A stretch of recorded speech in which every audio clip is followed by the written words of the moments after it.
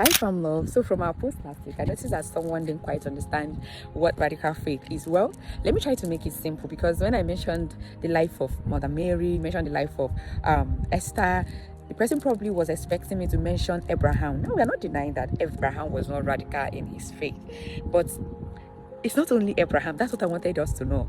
It's not like Abraham's faith was not. In fact, it's the model of faith in general. But there's so many great men. In fact, all the great men you know in the Bible that did the will of God, that did what pleased God, practiced some level of radical faith.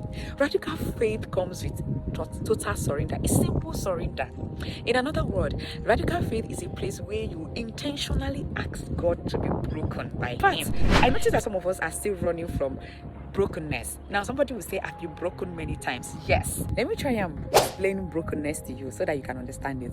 You know, it's one thing for you to say, okay, whether you pray or you don't pray, naturally, your mother's prayer is somehow, going on for you. And then there is another thing when you now go and say, Mother, pray for me. Do you understand it? She naturally prays for you as a mother, and then one morning you now wake up, or one day you're just like, Mother, you know what, maybe you buy one or two things, or you just buy gifts and say, pray for me. Is it two different things?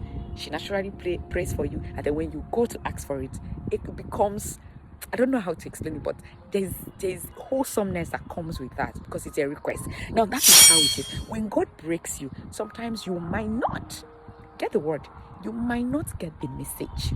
He breaks you the first time. The moment you find your feet a bit, it's as if you're just wondering again, knowing that God is there for me. But in the place of broken, or to be broken by Him, you have come to realize that you want to do His will first. You've come to realize that you've tried your human strength. You've come to realize that it's either Him or Him.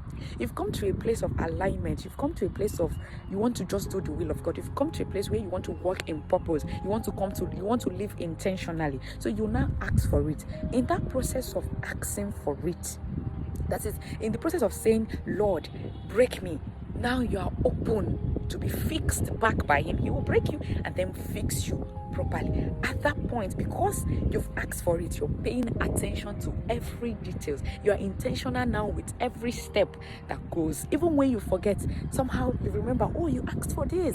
Maybe this is it. And then you pay attention. So that is different. The same way you pay attention to your mother's prayers when she showers it on you, or your father's own, that is the same way when you ask to be broken. And that brokenness is the place where your radical faith is being alive. Because a lot of shenanigans will come on the way, a lot of obstacles will come, a lot of distractions will come, a lot of doubts might creep in. It is in that place, because you have asked for brokenness, you have surrendered.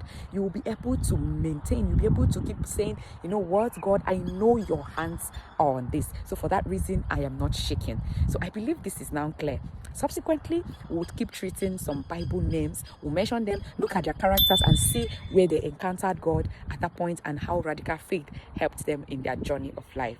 All right, I'll leave you now. Remember, this week is our week of divine abundance fruitfulness.